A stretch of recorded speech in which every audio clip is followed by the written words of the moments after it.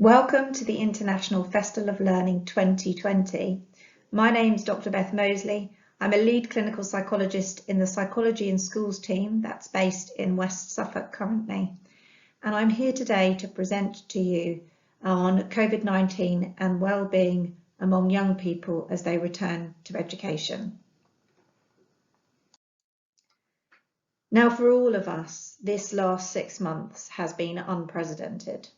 It has brought with it much change, unexpected change. Even now, we're having families trying to get back from destinations in Europe to beat 14-day quarantine. We are not used to living like this.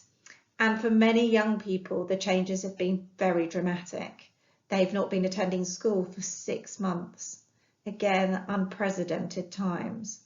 So we've all had to negotiate these big changes. And we cannot deny that COVID-19 has affected many aspects of our lives. It's affected our capacity to work, affected our ability to socialise and spend time with the people we care about. And it's also increased anxieties about health and well-being.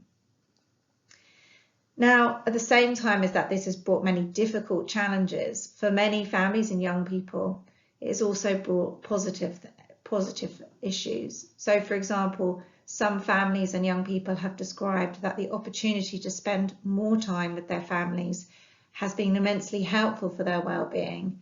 The opportunities to move away from being in a very highly pressured work environment or school environment has also given people a sense of respite and a break. So it's important to acknowledge that not all the changes have been negative, and I'm sure you are trying to think about what some of the positive changes may have been for you in your work life and how you might want to integrate that going forward into the next academic year. We know that education has seen major unprecedented changes during this time, notably in that schools have been shut for the majority of students and teachers have had to engage students in online home learning, which has brought its own challenges. But as we prepare to return to school in the new academic year and have all of our students back, I think we can all agree that this in itself is bringing some anxieties for young people and teachers and teaching staff and school staff alike, but also there may be some excitement about the opportunity to return to a place where we feel we belong, a community, and actually get back to some kind of normality.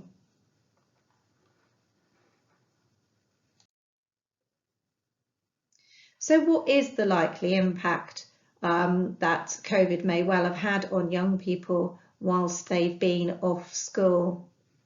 And of course, have to hold in mind that for some young people, they have still been attending school during this time if they're vulnerable students or key worker students. Well, some of the things that we can consider is illness itself. Some young people may have witnessed others being ill in their family, and they may have been ill themselves, or they may just have had an increased awareness of the fear of becoming ill. There may have been losses. There may have been losses around people actually losing a loved one. There may be bereavements, but there may also be losses around family work, parental work. Pressures around relationships could create losses in terms of family breakdown. We know that young people often rely on education and the routine and structure that creates in their life and all of the social network they have through school and the care and the opportunity to learn. And as you appreciate, for many young people, this has changed significantly during this time. For some young people, there will have been a relief that they didn't have to do their Year 11 and Year 13 exams, but for many young people, this will actually feel like a bereavement and a significant loss. For those who were working really hard towards those pieces of work that they were doing for their exams, to not have the opportunity to put that hard work into practice and to actually perform is a significant loss. And I know as I'm recording this, results are coming in, and I think there's much disappointment about the way that their results have been graded. So I don't think we can underestimate the impact that this is having on young people in a negative way because they haven't had the opportunity to do those exams. But again, there'll be a cohort of students who have really benefited and aren't too worried about that reduced grade that they might have because they've had the sheer relief of not having to complete those exams. Friendships for many young people may have changed, may have been obviously not able to meet with friends physically, and that obviously affects different age groups. So for secondary school aged young people, they may have been able to stay in contact with one another through gaming or social media, but for younger people that might be more challenging, and they may have felt more isolated during this time. A sense of independence, and I think this is incredibly true for all of us, but also for adolescents at a very key point in their life when they should be spending more time away from home. They're actually have been confined to just their immediate family members and have reduced opportunities to develop those independent skills and those social skills with their peer group.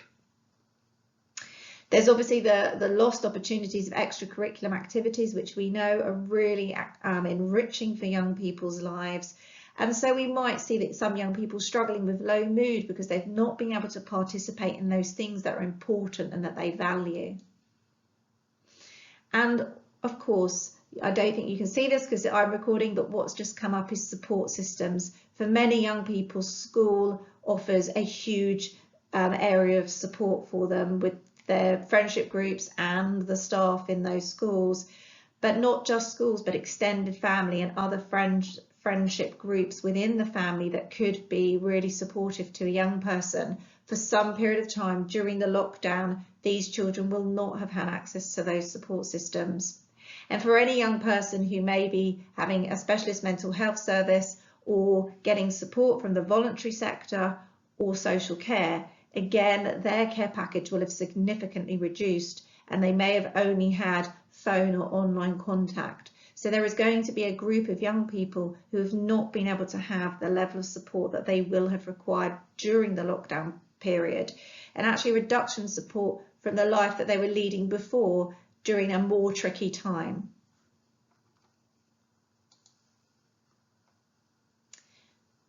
And isolation. So I think we can all agree that during that period of time of lockdown, feeling isolated and feeling cut off from the rest of the world is one of the challenges that we have all had to face. Now, as I mentioned, there are some families who have really valued extra time together.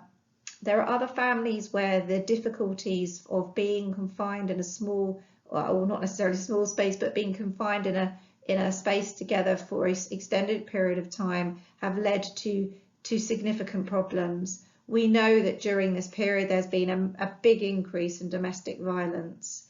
We know there's been an increase in calls from children who are struggling to deal with their parents abusing alcohol. We also know, and we can't escape it, it's on the news every day, the economic consequences and the anxieties about increases in unemployment and the bigger gap in socioeconomic status and for disadvantaged families. We know that there's been a significant number of families filing for divorce during this period as well. So it's important to hold in mind as young people come back to school, some of them may have had a really positive, nurturing experience, some may have had a meh experience, and others may have actually experienced quite significant difficulties. And that actually coming back to school is going to be the time that they may reveal those difficulties, or the first opportunity that they've been able to talk to somebody else about some of the challenges and traumas they might have faced during that time. We know that for some young people, the lockdown period has had an impact on mental health. Healthwatch Surfax 2020 have conducted a huge survey across Suffolk looking at the impact of the lockdown on young people's mental health. 35% report their mental health being worse, 50% report no change, and 15% report an improvement. So it's quite important to hold in mind that for many people, there's kind of like everything seems okay. But what we know is for the young people who were already struggling with their mental health, those tend to be the ones who have continued to struggle more with their mental health during lockdown. But it's also important to acknowledge that for some people, not just young people, but parents and teachers also reported this, that there had been an improvement on their well-being. And I know personally from working with some young people that during the lockdown period, their anxieties have significantly reduced and they've actually really benefited from not being at school. So what can we expect going back? Well, again, as I've kind of drawn out already, people's experience of lockdown will have been varied, not just the students that we see or the parents that could bring their students to school, but also our work colleagues too. So everybody's going to have had a different experience at different points during that period of time. Some will have been thriving, some may have been struggling. And I guess we just have to acknowledge that for all of us, for leaders, for teachers, for pastoral school staff, for any member in the school community, parents and students as well, we're all doing something for the very first time. We're all coming back to school following a pandemic for the very first time. So we are creating and navigating a new normal. And with that, naturally, doing things for the first time makes us feel unsettled, uncertain. It's scary, and that's okay. And I think we have to really keep a perspective on that. We have to consider this new experience is only going to last for so long. We're only going to do this September once and we'll get through it. And also think about the expectations that we set for ourselves and others and keep those realistic based on the fact that we are facing all of these new challenges with lots of unknowns and no definite answers. And therefore, we do have to be kind to ourselves and each other. So based on this, essentially, we're thinking about this adjustment period. We know that we've got a really comprehensive plan. I'm sure if you're working in schools at the moment, you know what your plan is to return to school in the next week or so. And when we get back to school, I think we can all appreciate, and this is the incredible, wonderful thing about schools, is that they are able to adapt and be so responsive, sometimes reactive, to the dilemmas and challenges they face. So we are going to go back to school in September with a plan, and it's likely that the plan will need to be modified and changed. So we're all going to have to develop a degree of flexibility and adaptability to cope with that. We have to hold in mind it's really normal to need time to adjust and adapt. So if we're all finding September or October very difficult, and September can be difficult anyway coming back to school after the summer holidays, that just adjustment from being away and coming back to the full-on pace of school life can be really hard for all of us and students alike. So I think we just have to consider that that adjustment period needs to be more than normal. And that for some young people, this transition is going to be more difficult than others. And for some staff as well. Now, what we know about negotiating difficulty, regardless of whether we thrived during lockdown or we had significant traumas and struggles during lockdown, that relationships are absolutely key to how successfully we can manage that uncertainty. We know secure and positive relationships provide comfort in times of distress and uncertainty, not just for the students, but for adults too. We know that young people place great value on their friendships, and these will be an important focus for them. Reconnecting with their friendship groups will be an essential element. For young people who are transitioning from primary to secondary school, they'll have the unique challenge of also meeting new people and having to form new relationships in a new environment. There are going to be the new physical or social distancing barriers that everybody's going to have to adjust to and kind of change their behaviour around, which is going to be different for different people. I saw something on LinkedIn where there was 3 boxes with different coloured bands in them. Red was for wearing when you go back to work to say, hey, I am really following the social distancing rules to the letter. I'm really stressed about this. Yellow was, hey, you know, I'm pretty relaxed. I'm okay either way. And green was, hey, I'm a hugger. I'm really relaxed and I'm not worried at all. And I just thought this was interesting. acknowledgement really that all of us are going to be having a different view or a different value on those social distancing measures. And it's kind of like an invisible thing that we don't know how our work colleague or how that student or parent is feeling about the social distancing, whether they're following it very, very closely or they're more relaxed about it. And it's very difficult to sustain this unnatural social distancing. And for some of us, we might not have the degree of heightened anxiety to keep us following those rules. So I think this is going to be a new period of learning for all of us. And I think holding in mind the need for respect really and mindfulness around other people's position and view on social distancing is really important. And to ensure that nobody feels stigmatized for the position they take on that. And I guess the key is with young people returning to school is that many of them will be looking for support from trusted adults, reconnecting with previous relationships with trusted adults, and hopefully intending to invest in new relationships with their teachers or tutors that may be new to them. So what might we notice when we return to school? Well, we know for sure that heightened emotions are definitely going to be a significant thing for all of us. We're all going to feel more likely to be on high alert and have a bit more of that stress hormone, cortisol and adrenaline running around our bodies. So the emotional distress that we might see in our colleagues and young people are anxiety and worry, some sadness, grief and bereavement and anger. And I don't know about you, but during this period, I have certainly felt all of those feelings, sometimes in a single day. So I think it's important to acknowledge that we will all be experiencing these feelings across the day or across the week. And so what might we notice if we are seeing this in other people? We may notice some withdrawal. This is particularly true for young people who are less likely to let their emotional distress out.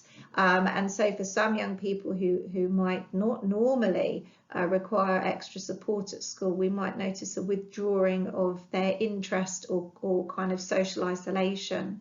We may see some crying, low energy and lack of willingness to engage. We may see young people being hypervigilant and really overly anxious and preoccupied with keeping an eye out for danger cues. And that of course makes sense that if you're feeling any of those feelings above, that you're going to struggle to pay attention and concentrate, which of course is a necessary part of being in the learning environment. Young people might be more irritable, and I say young people, I mean everyone, I mean staff as well. We might be seeking proximity to those people we trust, and it could be a best friend that we don't want to leave their side of, or a trusted teacher, or it might be a parent that we don't want to leave in the morning. We might be looking for more reassurance from others and asking for constant reassurance to ensure that things are going to be okay. We may see young people testing the boundaries. I don't know about you, but I've had a few occasions where I haven't deliberately tested the boundaries, but in a supermarket I've gone the wrong way in an aisle, and in the stress of trying to shop in this new way at the beginning of COVID, if somebody says you're going the wrong way, depending on how they say it and how they address you, can create quite a strong response in yourself, either quite positive or quite negative, and also depending on how your day is going as well. And I think it's really important to hold this in mind, because these experiences that we might have had in the supermarket doing the wrong thing, not deliberately, by accident, are kind of similar experiences that young people may well have when they come back to school, and they may unwittingly be breaking some of the school rules that we're going to be really clear about. And other young people may just be testing those boundaries, not having had much structure during the last 6 months, or as a method of getting more input and support from staff because they struggle to find other ways of asking for help. And of course, with all of this, I'm sure that you will be expecting that there'll be some young people who may find it difficult to even get into school itself. It's not all negative emotions. There's also positive emotions in there too. And I'm pretty excited about next week and seeing all of my work colleagues at school and just being in that environment, the buzz of the environment. It's quite hard working from home all the time. The level of self-motivation you need, the screen fatigue you get, the juggling of childcare whilst trying to work as well. So there's a lot of excitement for me about going back. And curiosity as well. What's it going to feel like? How is it going to be different? How have other people managed? How will I cope this first month coming back? How will I thrive, and what will be the challenges? Now, during lockdown, there's been opportunities for creativity, particularly in my line of work, and I'm sure in yours as well. And that's been massively exciting. I never dreamed I'd be recording podcasts ever. And here I am, having done a number of them. I also never thought I'd be pre-recording my presentations. And again, these new ways of working have inspired lots of creativity. So what new creativity and opportunities will come from this new way of being when we come back in September?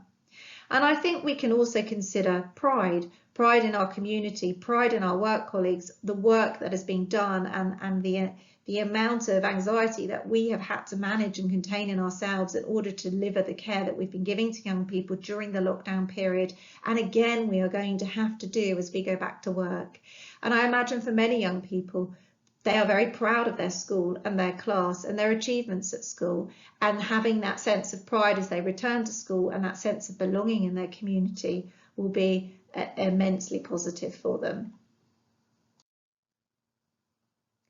And I just think it's really important that we need to consider that this range of emotions that I've just described are understandable reactions to difficult circumstances. If we weren't responding like that with those range of emotions, then actually there'd be area for concern, really. We are human beings and we are designed to experience a range of emotions. Those emotions help us take action and help us look after ourselves and each other. They let other people know what's going on for us and that we might need support and help. So it's really important to acknowledge that these range of emotions are a very normal response to the crisis we've been in, and also a normal response to the feelings of stress. Stress is a very neurochemical based thing, and so to have those feelings is also a very natural response to those stress hormones that have been in our body.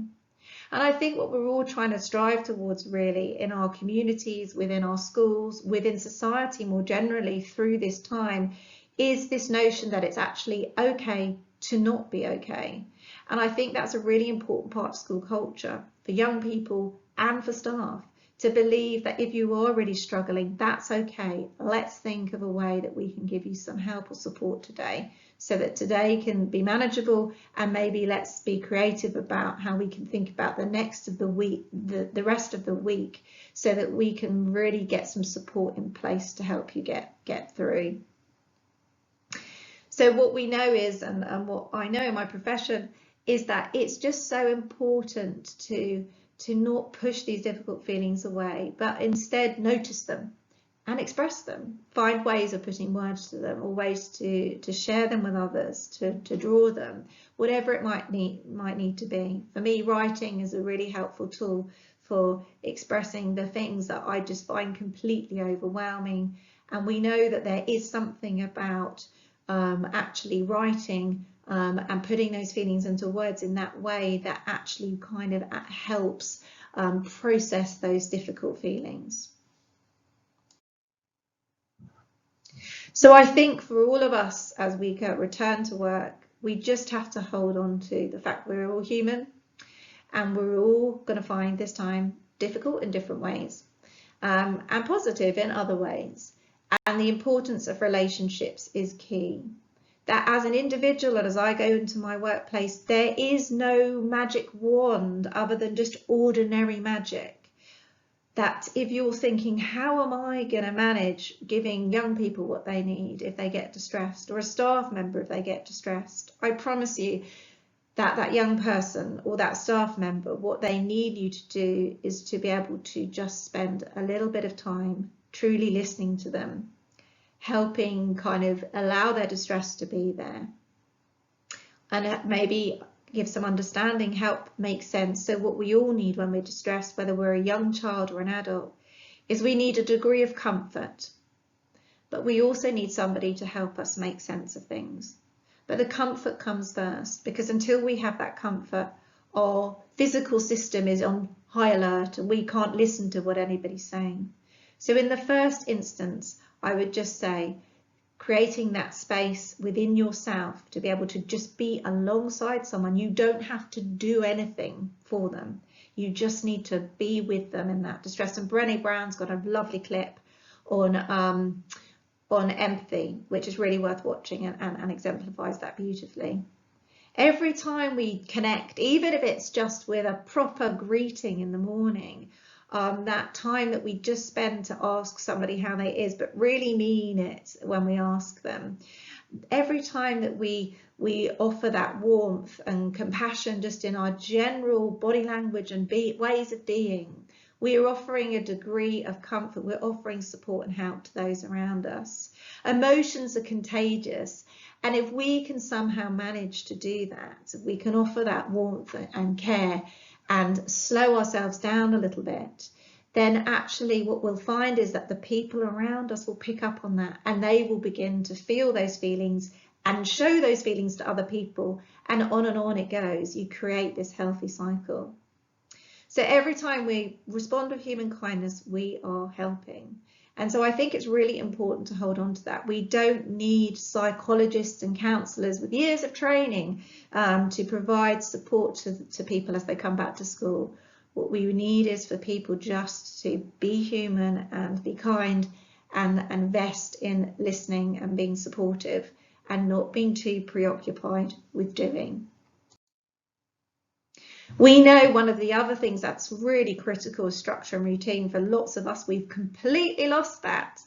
So what we need to do is ensure that we're providing that structure and routine in schools, and I'm sure that you'll be doing that, and that will be a big part of the work that you've already done. We want to support resilience. We want to focus on helping young people understand how they may have overcome adversity during this time. We want to allow them to name and mourn the losses that they may have experienced, but also celebrate the achievements, no matter how small they are.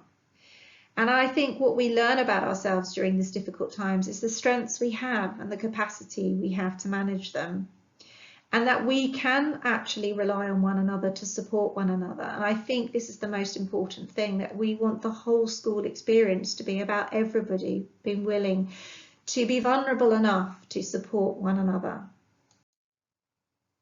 It's important to hold in mind, and you can look back at this slide, that there are some young people and staff who may have increased risk of vulnerability factors, and these are listed here. And I think we need to be mindful of noticing those who may need extra help. And so the red flags for that are those who are struggling to adjust over a period of time, even with the support in place. Those whose emotional distress may keep going up rather than come down. Those who may miss school or miss work or avoid school entirely. Those who just kind of are isolating themselves or not engaging. That sense of hopelessness or being stuck. So those students or members of staff may require more support and help. Now, as the Psychology in Schools team, we have created a resource pack. We know that schools are being bombarded with endless amounts of resources and information, and we've tried to condense that right down for you and make something completely usable that you can take off the shelf and use straight away without even having to spend too much time thinking or preparing. So what we've done is we've created a back to school assembly for students in secondary school, a welcome back guideline for staff to guide leaders on how they would welcome back their staff, a leadership team briefing document which talks about lots of things to do with changing behaviour and supporting well-being following a pandemic. And we've also provided a list of the best resources that we've found for secondary schools and primary schools on COVID-19 and mental health. Now, all of those information can be found at the link at the bottom of this document. So here is the information about the back to school assembly. Again, I'll allow you to read through that in your own time because I'm conscious of the fact I'm over time. The welcome back guidelines for staff is we're basically basing this on key 5 priorities and the leadership team briefing document. We've also created some pre-recorded training for school staff on psychological support. These are 45-minute to hour-long sessions that are pre-recorded so staff can do them in their own time or during the PD day. We provided one on how to provide community psychological support to your students and work colleagues, one on guidelines for leaders and managers in supporting their staff group teams' well-being on their return to work, one on looking after your own well-being, one on supporting vulnerable children, and one on understanding emotion-based school avoidance and how to help. We've also put together some resources for managing anxiety psychoeducation for students. So what we've done is we've created an assembly which can be used in a tutorial situation as well and can be extended. And we've also created a 100-minute lesson. In the schools that we're working in, we're planning to run these lessons, one per year group, each week for the first half term, in order that the young people that have been identified in the school as struggling with anxiety and people are worried about struggling with anxiety will get to attend that lesson. They'll then have the opportunity to buddy up with, there'll be about 8 to 10 of them in the lesson. They'll get the opportunity to buddy up with that group and perhaps touch base with them. And we're thinking about the concept of a coaching group so that they can support one another going forward. And we're going to try and make that 100-minute lesson available to everybody to use once we've trialled it for the first week at school and feel confident that any member of school staff could use that themselves, and therefore it would be accessible as a resource to be used in school by any teacher who was happy to teach it, and could very easily fit into the PSHE curriculum. And finally, for families, we've put together a number of podcasts. One at the beginning of lockdown where we talked about the challenges of lockdown for parents. We've done one on sleep, one on gaming and screen time, and one on supporting your child with anxieties about returning to school. Again, these are all accessible through the links on this. I hope this presentation has been helpful. I think the key thing to hold in mind is that if we can engender a sense of belonging in our communities, and we can do that by being compassionate and warm, and we first and foremost can only do that if we really look after ourselves.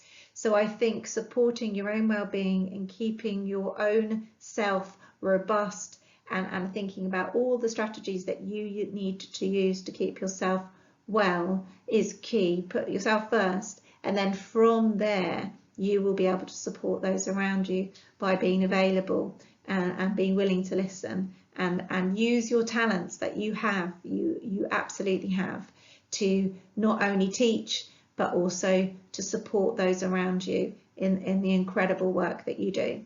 So all the best, everyone, all the best for September and going forward, and I hope there'll be opportunities to do great and amazing things with all this change that is about. Thank you.